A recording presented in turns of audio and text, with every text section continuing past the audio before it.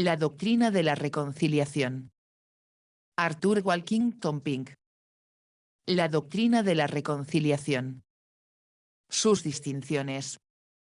Antes de abordar nuestro tema de manera positiva y constructiva, parece aconsejable que nos esforcemos por eliminar un malentendido en el que se debaten varios de nuestros lectores y que requiere ser aclarado antes de que estén en condiciones de sopesar sin problemas sesgo y así poder recibir lo que esperamos presentar en artículos posteriores. Este está compuesto para su beneficio especial, y confiamos en que otros amigos tendrán la amabilidad de tenernos paciencia si lo encuentran. Amén. Apocalipsis 1, 5. 6. Lo que presenta una dificultad para aquellos que han sido criados en algunos círculos calvinistas es, ¿cómo se puede decir que Dios está reconciliado con sus elegidos, ya que los ha amado con un amor eterno e inmutable? Gran parte de nuestro artículo inicial se dedicó a una respuesta particular a tal pregunta, pero como consideramos que esa respuesta está lejos de ser satisfactoria, nos limitaremos aquí a dilucidarla. A nosotros nos parece que la explicación proporcionada por el Sr. Philpott fue confusa y defectuosa, y que lo fue porque no distinguió entre cosas que difieren. De ahí el título que le hemos dado a este artículo. Si queremos evitar confundirnos irremediablemente en este punto, debemos discriminar claramente entre lo que son los elegidos vistos únicamente en el propósito eterno de Dios y lo que son en sí mismos por naturaleza. Y además, debemos diferenciar cuidadosamente entre Dios considerado como su Padre y Dios considerado como gobernador moral y juez de toda la humanidad. Aquí, entonces,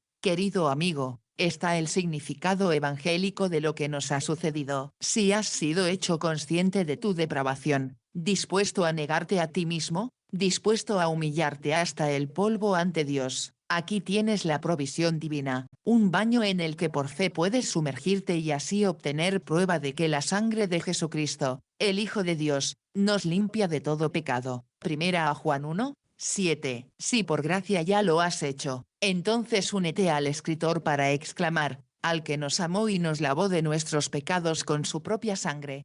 A él sea la gloria y el dominio por los siglos. Es bastante tedioso seguir una discusión laboriosa sobre algo que no les presenta ninguna dificultad. Entrar a considerar este punto particular en una etapa tan temprana de la serie nos obligará a infringir en cierta medida otros aspectos de nuestro tema que abordaremos más adelante, pero esto parece necesario si queremos aclarar las cosas.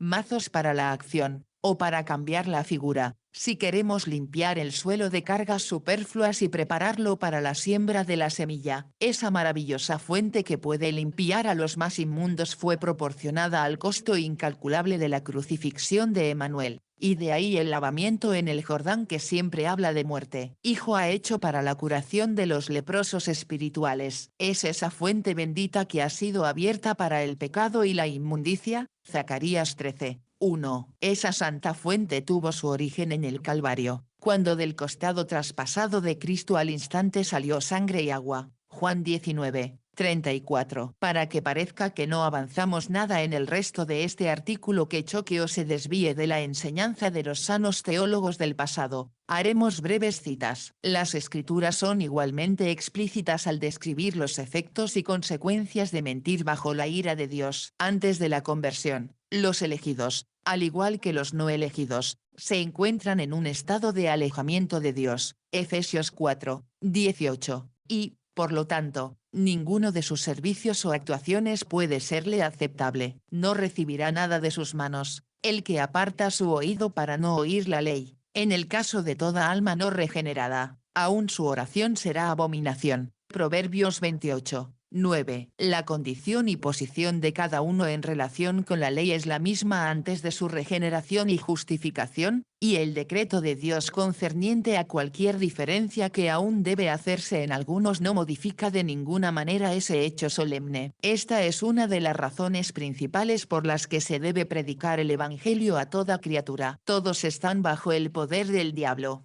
Colosenses 1, 13. ¿Quién gobierna a su voluntad sobre los hijos de desobediencia? Efesios 2, 2. Están sin Cristo, sin esperanza, y sin Dios en el mundo. Efesios 2, 12. Están bajo la maldición o el poder condenatorio de la ley. Gálatas 3, 13. Son hijos en los que no hay fe. Deuteronomio 32, 20. Y, por lo tanto, completamente incapaces de hacer una sola cosa que pueda contar con la aprobación de Dios, porque sin fe es imposible agradar a Dios. El que no cree en el Hijo, no verá la vida, sino que la ira de Dios permanece sobre él. Juan 3, 36. ¿Qué podría ser más claro que eso? ¿No es un alma elegida un incrédulo hasta el momento en que Dios se complace en darle fe? Con seguridad. Entonces igualmente seguro es que él también está bajo la ira de Dios. Nada se enseña más claramente en las Escrituras que el hecho de que todos los hombres, sin excepción, se encuentran antes de la regeneración real en un estado y condición similares, y ocupan la misma posición o estatus ante la ley divina. Cualquiera que sea el diseño distintivo que Dios se ha propuesto realizar en sí mismo posteriormente como un cambio en sus propios elegidos mediante las operaciones de su gracia gratuita, hasta que esas operaciones tengan lugar, están precisamente en el mismo caso que los no elegidos. Antes hemos demostrado tanto a judíos como a gentiles que todos están bajo pecado,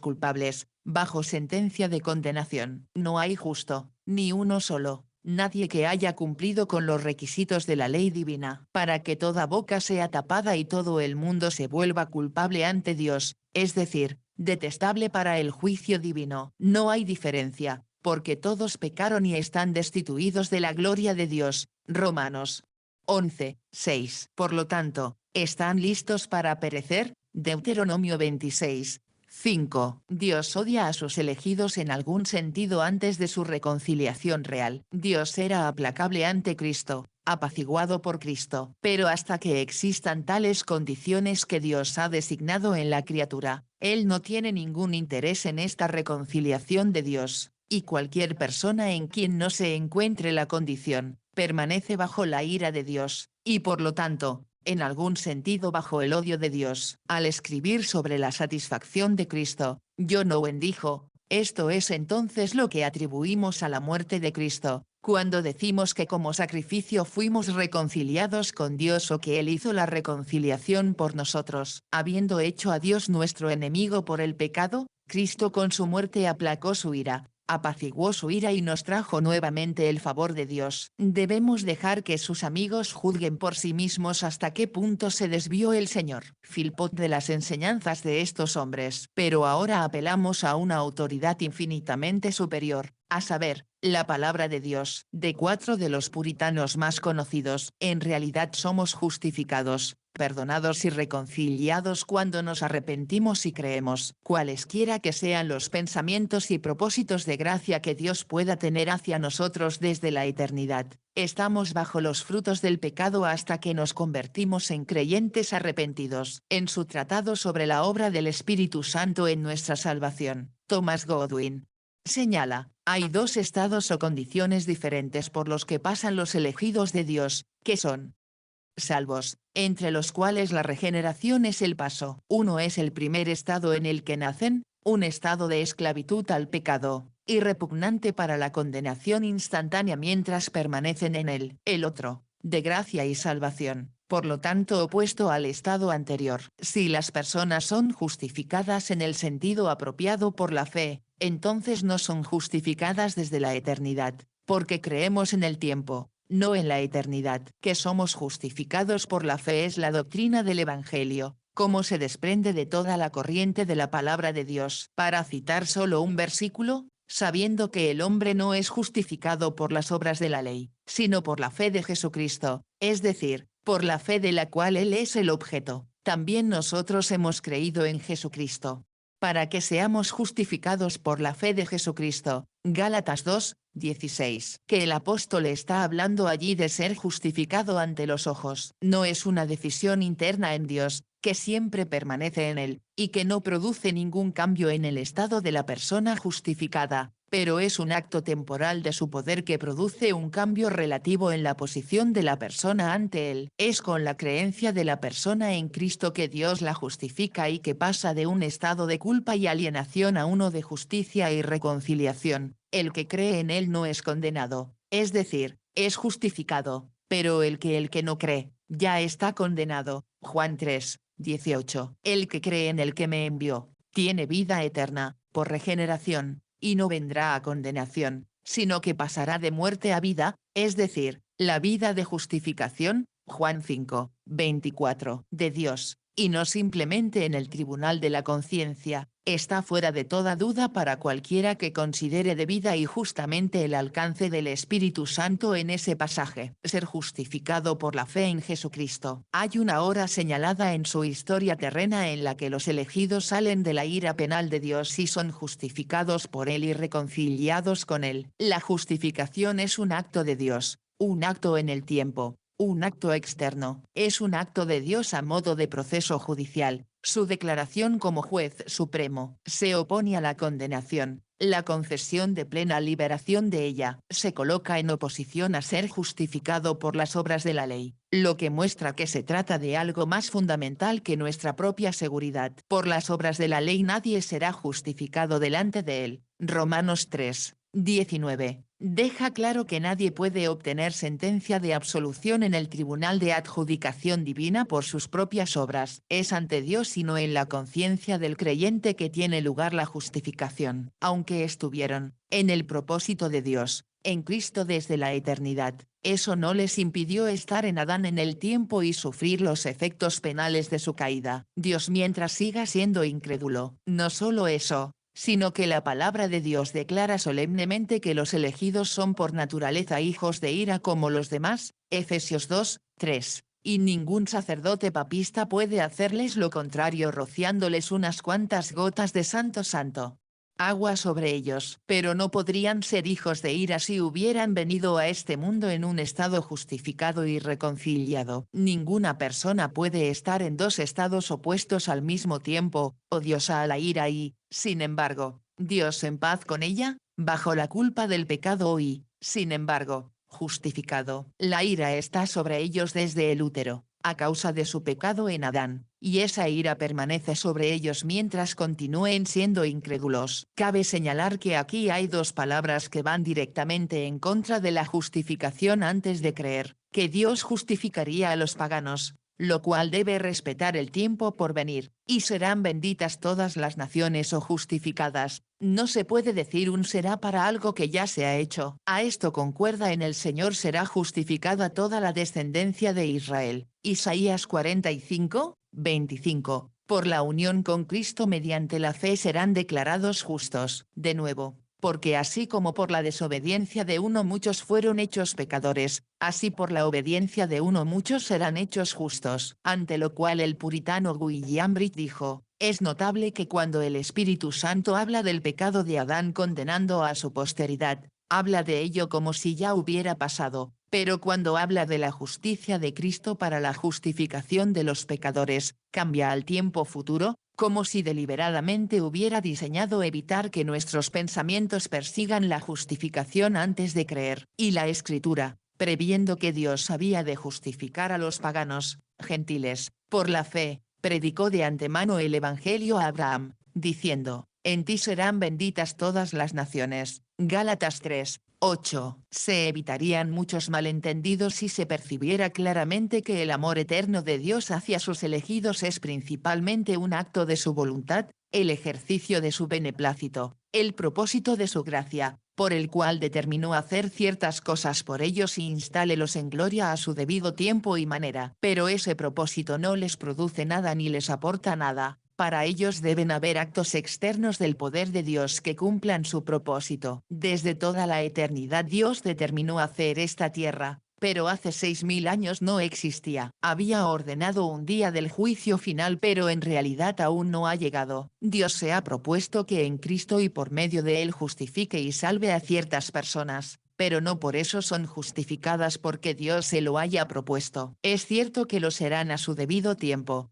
pero no antes de que se les haya permitido apropiarse con fe de la obra expiatoria de Cristo a favor de ellos. Por lo tanto, debemos trazar una línea entre la certeza absoluta del cumplimiento de cualquier cosa que Dios se haya propuesto eternamente y su cumplimiento real o su realización en el tiempo señalado. Esto se establece de manera concluyente en los siguientes pasajes, porque si siendo enemigos fuimos, judicialmente, reconciliados con Dios por la muerte de su Hijo, mucho más estando, realmente, reconciliados, seremos salvos por su vida. Y no solo esto, sino que también nos gozamos en Dios por medio de nuestro Señor Jesucristo, por quien ahora hemos recibido la reconciliación. Romanos 5, 10, 11. Ese ahora no tendría sentido si fuéramos reconciliados solo en el decreto eterno de Dios. Lo que Dios decretó para nosotros es aquí recibido por nosotros. Así también, y vosotros, que antes estabais alejados y enemigos en vuestra mente por obras malas, ahora Él os ha reconciliado.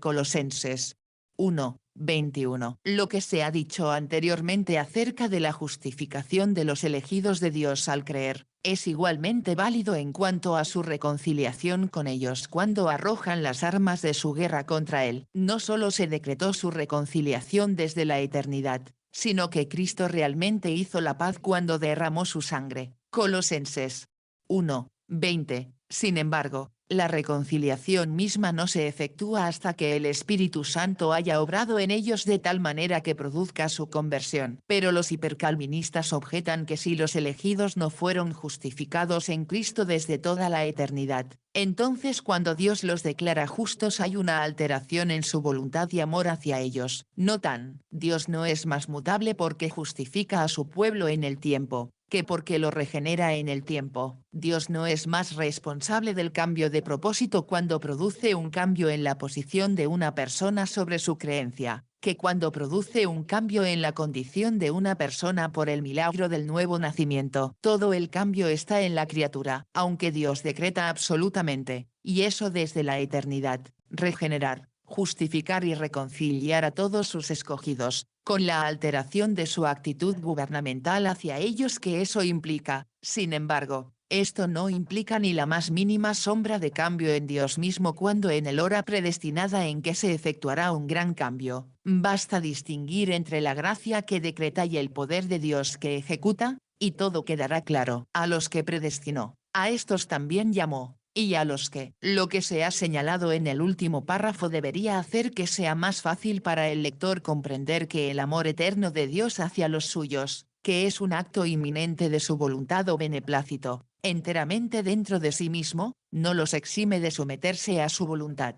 Ira, que no es ninguna pasión en Dios, sino la visita externa de su disgusto, a causa del pecado, ni impide que yazcan bajo las dispensaciones de su ira judicial, hasta que, mediante algunas interposiciones de su gracia en el tiempo, él realmente cambie su estado personal, mediante la regeneración, y su estatus legal, mediante la justificación, librándolos de la condenación e instalándolos en su favor. En otras palabras, pueden ocurrir muchas cosas en el intervalo entre el propósito eterno de Dios y la realización real del mismo, aunque nada que pueda de alguna manera poner en peligro su propósito, y nada que no haya sido previsto cuando Él lo formuló. El amor al propósito y la buena voluntad de Dios no tiene la menor inconsistencia con los obstáculos a la paz y la amistad de Dios que el pecado ha interpuesto, porque aunque la santidad de su ley, la justicia de su gobierno y la veracidad de su palabra, se mantuvieron en pie,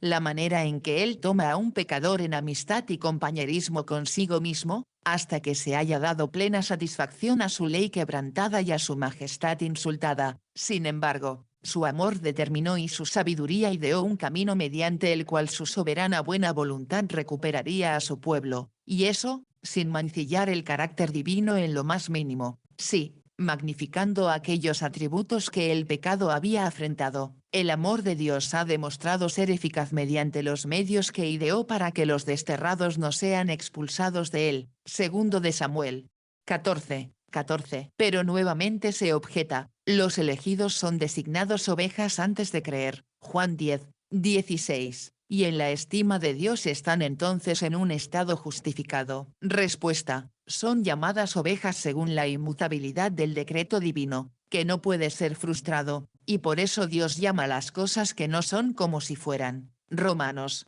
4, 17. Sin embargo, ese versículo afirma que no son, es decir, que no tienen existencia real. Son ovejas en el propósito de Dios, pero no tanto como para alcanzar el cumplimiento del mismo hasta que sean regeneradas. Pablo era una oveja en el decreto de Dios incluso cuando era como un lobo al cazar el rebaño de Cristo. Seguramente nadie dirá que en realidad era una oveja mientras estaba lanzando amenazas y matanzas contra los discípulos del Señor. Hechos 9:1. Del decreto de Dios podemos concluir con seguridad la certeza de su cumplimiento, pero argumentar que una cosa realmente se logra porque está divinamente predestinada es una manera de razonar de lo más tonta y peligrosa. Llamó, a estos también justificó. Romanos 8:30. El llamado y la justificación son los frutos de su amor electivo. Entonces, se deben tener constantemente en mente las siguientes distinciones, entre el hecho de que Dios mira a sus elegidos en el propósito de su gracia y como bajo la sentencia de su ley, aunque los elegidos nacen bajo la dispensación de su ira, sin embargo, no se ejecuta sobre ellos personalmente. De todo lo que se ha señalado anteriormente debería ser bastante evidente que esta doctrina de la reconciliación no enseña que Dios amó y odió a sus elegidos al mismo tiempo y con el mismo respeto. Los amó con respecto al libre propósito de su voluntad soberana, pero su ira estaba sobre ellos con respecto a su ley violada y provocó la justicia por su pecado. Pero su amor dio a Cristo para satisfacer por sus pecados y redimirlos de la maldición de la ley, y a su debido tiempo envía su Espíritu para regenerarlos, lo que sienta las bases para su conversión y restauración a Él. Entre que no haya ningún cambio en Dios y un cambio en su trato externo con nosotros, entre el propósito de Dios con respecto a sus elegidos en la eternidad y el cumplimiento de ese propósito en un estado de tiempo, entre la visión de Dios de los elegidos en Cristo, su cabeza del pacto, y como los descendientes depravados del Adán caído, en una causa, como sus queridos hijos en la otra, como siendo por naturaleza hijos de ira. 5. Entre el amor inmutable de Dios por nosotros como nuestro Padre y su disgusto oficial como nuestro gobernador y juez moral. Esta distinción se ilustra en el caso de Cristo. Él era el amado del Padre y nunca dejó de serlo. Sin embargo, la ira divina cayó sobre él en la cruz. Él fue tratado no como el Hijo, como tal, sino como la garantía de su pueblo culpable, por el Padre, no como tal, sino como el juez supremo. Al dejar a su pueblo aquí por un tiempo, se da la oportunidad para, primero, Dios manifestar su poder guardián, no solo en un mundo hostil, sino también en el pecado que aún habita en los creyentes. Segundo, para demostrar la suficiencia de su gracia, sosteniéndolos en su debilidad. Tercero, para mantener un testimonio de sí mismo en una escena que se encuentra en el maligno. Cuarto, para exhibir su fidelidad al suplir todas sus necesidades en el desierto antes de que lleguen a Canaán. Quinto, para mostrar su multiforme sabiduría a los ángeles. 1 Corintios 4:9, Efesios 3:10. Sexto, actuar como sal para preservar a la raza del suicidio moral, por la influencia purificadora y restrictiva que ejercen. Séptimo, hacer evidente la realidad de su fe, confiar en él en las pruebas más duras y en las dispensaciones más oscuras. Octavo, para darles ocasión de glorificarlo en el lugar donde lo deshonraron. Noveno, predicar el evangelio a aquellos de sus elegidos que aún están en incredulidad. Décimo, para dar pruebas, les servirán en las circunstancias más desventajosas. 11.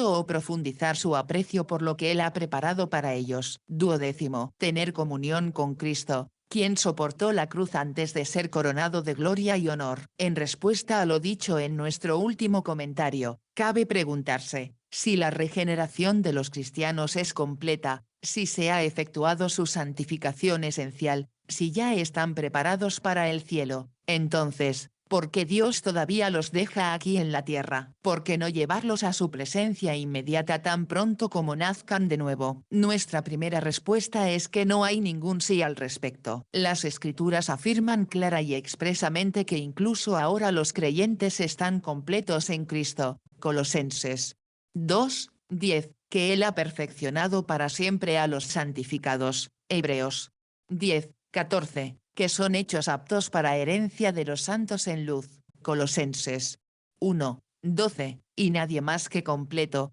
perfecto y a la altura lo será jamás. En cuanto a por qué Dios, y generalmente, aunque no siempre signo de exclamación deja al niño en Cristo en este mundo por un periodo más largo o más corto, incluso si no se pudiera sugerir ninguna razón satisfactoria que no invalidara en lo más mínimo lo que se ha demostrado, porque cuando cualquier verdad está claramente establecida, 100 objeciones no pueden dejarla de lado. Sin embargo, aunque no pretendemos sondear la mente de Dios, las siguientes consecuencias son más o menos obvias. Antes de mostrar por qué es necesario el progreso cristiano, recordemos al lector una vez más el doble significado del término cristiano, a saber, ungido y discípulo de Cristo, y cómo esto proporciona la clave principal para el progreso cristiano, tema que tenemos ante nosotros, insinuando su doble faceta. Su unción con el Espíritu Santo es un acto de Dios, en el que Él es completamente pasivo, pero el convertirse en un discípulo de Cristo es un acto voluntario propio,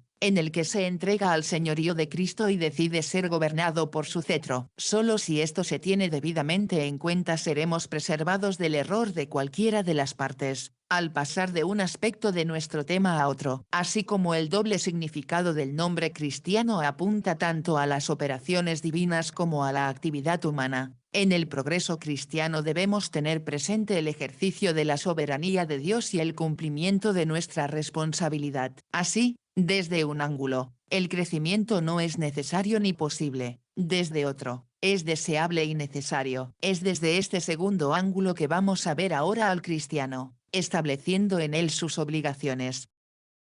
La doctrina de la reconciliación. Su necesidad.